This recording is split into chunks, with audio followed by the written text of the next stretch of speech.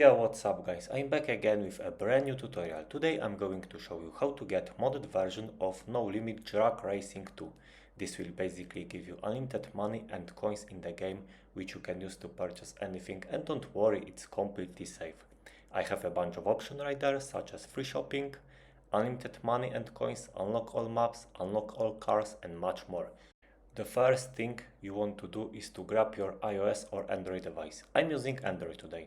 Once on your device, make sure you already have No Limit Drag Racing to install and fully updated. If you need to check, go to the App Store or Google Play Store.